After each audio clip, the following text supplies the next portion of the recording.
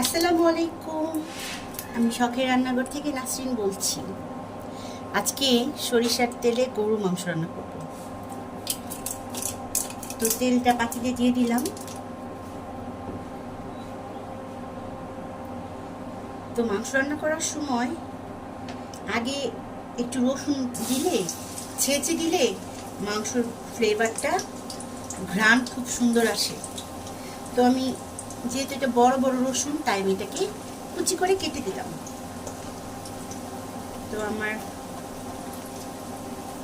রসুনটা লাল লাল হয়ে ভাজা ভাজা হোক।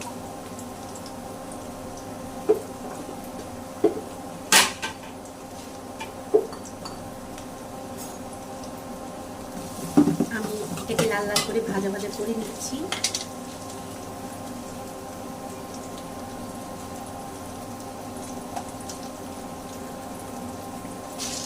আমি কয়েকটা গোলমরিচ আর 3টে এলাচ দিয়ে দিলাম।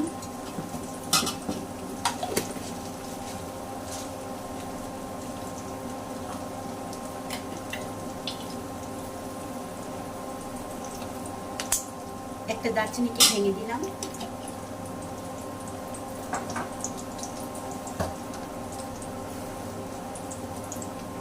একটা তেজপাতা দিয়ে দিলাম।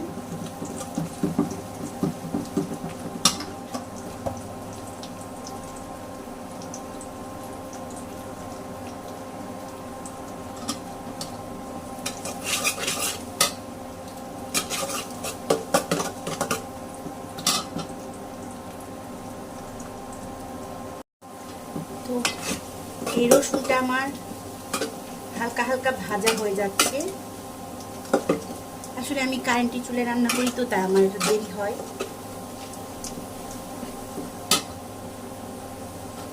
পেঁয়াজ দিয়ে দিচ্ছি, বেশি করে দিব।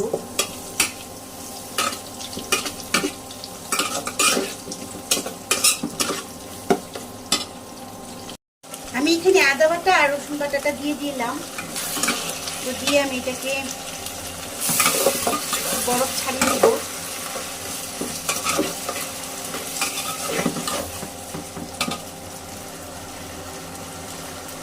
আমি কিন্তু এই 2-3 দিন আমি ভিডিও করেছি। একটা ভিডিও আমি একদিন করলাম, কিন্তু ওই ভিডিওটা আমি ছাড়তে পারিনি, আমার ভাগ্য দোষে। কারণ আচ্ছা, এই যে জিরা বাটা দিয়ে দিচ্ছি। এটার মধ্যে ধনে, জিরে, এলাচ, দারচিনি সমস্ত উপকরণ আছে, আমি একসঙ্গে ব্লেন্ড করে এখানে দিয়েছি। এটা তো এখন দিলাম, আবার মাংস যখন রান্না করা হয়ে যাবে তার একটু আগে আমি আবার জিরা বাটা দিয়ে দেব।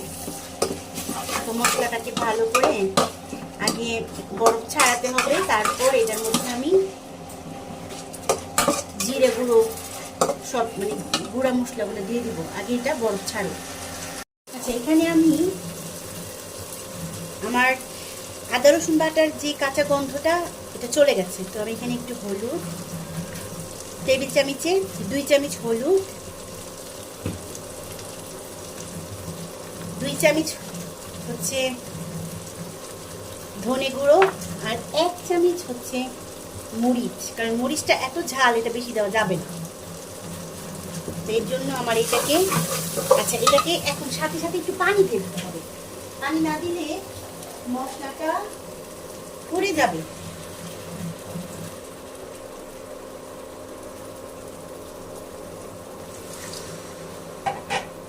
পানি না দিলে মশলাটা পুড়ে যাবে, এই জন্য আমি পানি দিয়ে দিচ্ছি।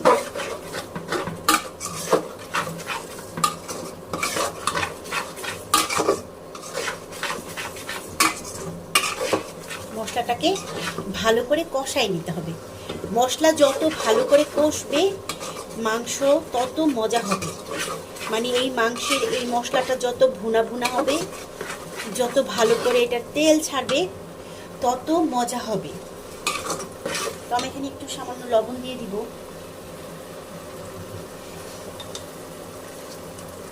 এক চামচ লবণ দিয়ে দিচ্ছি, আর একটু দিচ্ছি স্বাদ মতো। আপনি যতটুকু খাবেন ততটুকু দিবেন। আমি আবারও বলছি, আমি সব ভিডিওতে বলি, এবারও বলছি, আমি কিন্তু কাউকে রান্না শেখাই না। আসলে রান্না করতে আমার ভালো লাগে, এই জন্য মাংসের মশলা আমার একদম ভালোভাবে কষে গেছে, কারণ এই যে দেখেন তেল ছেড়ে ছেড়ে আসছে। তো এই পর্যায়ে আমি কি দিয়ে দিব, মাংসটা দিয়ে দিব, গরুর মাংস দিয়ে দিচ্ছি।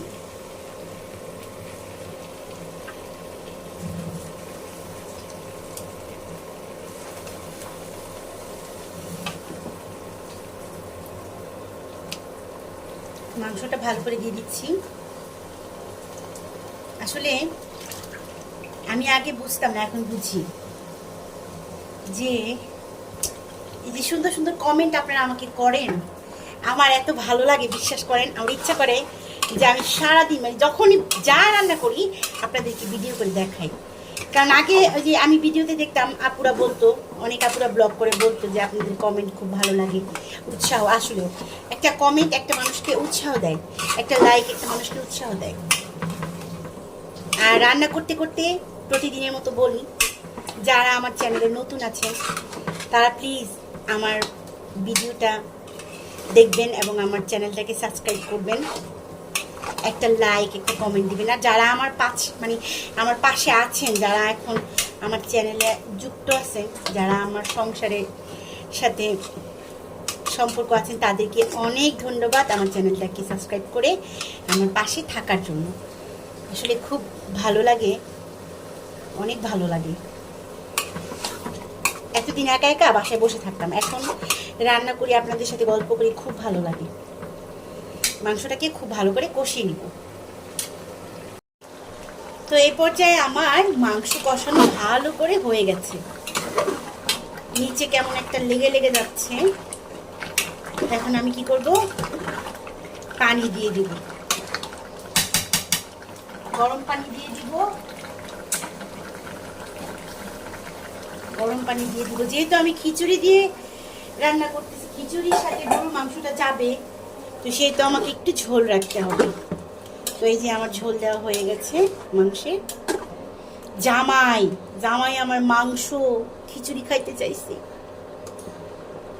তার আবদার রাখতে হবে না, বলতেছে গরম তো থাকবেই, তার জন্য কি খাবার দাবার থামায় রাখবা, একটু খিচুড়ি একটু গরু মাংস রান্না করো। তার পছন্দের খিচুড়ি আর পছন্দের গরু মাংস রান্না করতেছি আজকে। ঢেকে দিলাম। এই যে আমার গরু মাংস কমপ্লিট হয়ে গেছে, আলহামদুলিল্লাহ। কালারটা কিন্তু খুব সুন্দর এসেছে। কিন্তু রান্না করতে আমার 12টা বাজছে, কারণ অনেক গরম। এটা আমার গরু মাংসর ফাইনাল লুক। তো এটা আমরা যখন খাবো তখন অবশ্যই আপনাদেরকে দেখাবো ইনশাল্লাহ। খিচুড়িতে বসে দিচ্ছি তেজপাতা, পেঁয়াজ, এগুলো অনেকবার দিচ্ছি। এখন পেঁয়াজগুলোকে একটু ভাজা ভাজা করে নিব।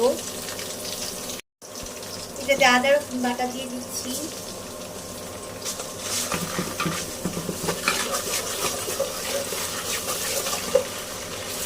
আদা রসুনের গন্ধটা চলে যাওয়া পর্যন্ত অপেক্ষা করব।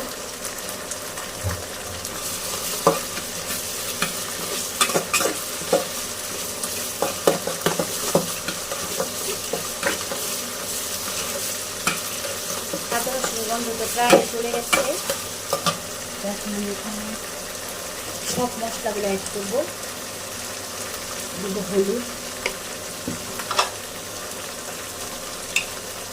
দিব ধনিয়া, লাল মরিচটা দিব না, কারণ লাল মরিচটা যখন আমি মশলাটাকে কষাবো দিলে মানে বাচ্চারা খাবে না, ঝাল হয়ে যাবে। এখানে আমাকে একটু পানি দিতে হবে। মশলাটাকে ভালো করে কষানো শেষ হয়ে গেলে আমি চাল ডাল এগুলো দিয়ে দেবো। এখানে একটু লবণ দিইনি, লবণ দিচ্ছি, স্বাদ মতো লবণ।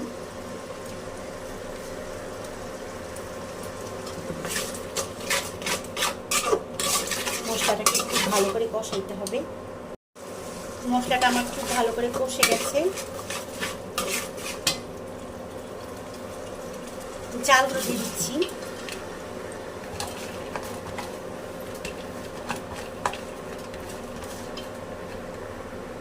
এখানে মসুরের ডাল, মুগ ডাল, খেসারির ডাল, বুটের ডাল, মানে 5 রকমের ডাল দিয়েছি আমি। মাসকলাই ডাল, সব ডাল আমি একসঙ্গে দিয়েছি। এই খিচুড়িটা আমার বর খুব পছন্দ করে।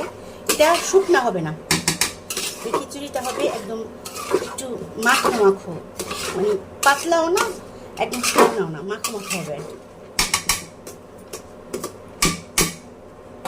তো ভালো করে চালের সাথে মশলাটা কষে গেলে পানি দিয়ে দিব। তো এই যে আমার খিচুড়ি কষানো হয়ে গেছে, এটা আমি এখন পানি দিয়ে দিব। ঠান্ডা পানি দিব, গরম পানি দিব না। আর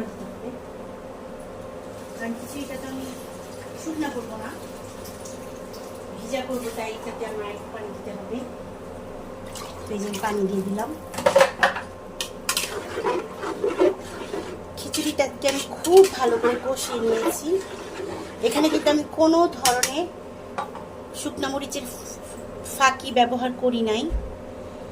তো রাতে খিচুড়ি, গরু মাংস, পটল ভাজা, কাঁকরোল ভাজা আর সালাদ আমাদের খাবার। আমার খিচুড়ি রান্না শেষ।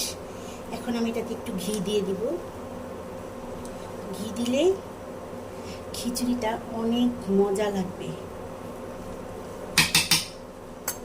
রান্না শেষে ঘি দিয়ে দিলাম। তারপর টেবিলে সার্ভ করার সময় আপনাদের সাথে আবার দেখা হবে। এই যে ঘিটা পুরো খিচুড়িতে আমি নেড়ে চেড়ে মিশিয়ে দিব। তো এই হচ্ছে আমার গরুর মাংস খিচুড়ি, ধোয়া বেরোচ্ছে, টমেটো, শসা, পেঁয়াজ দিয়ে সালাদ। আর এটা আমি রান্না করেছি কিন্তু আমি ভিডিওতে দেখাইনি। এটা হচ্ছে কচু ভাজা, এখানে পটল ভাজা আর এখানে কাঁকরোল ভাজা। তো এই যে এগুলো হচ্ছে আজকে রাতে আমাদের খাবার। তো এই সবাই ভালো থাকবেন। এত গরমে আমি রান্না করতে করতে ক্লান্ত হয়ে গেছি। এই যে আমার খাবার কেমন হয়েছে সবাই বলবেন প্লিজ। অনেক কষ্ট করে রান্না করে ভিডিওটা করেছি, সবাই দেখবেন। একটা লাইক, একটা কমেন্ট করতে ভুলবেন না প্লিজ। সবাই ভালো থাকবেন। অনেক দোয়া রইল, অনেক ভালোবাসা রইল। আসসালামু আলাইকুম।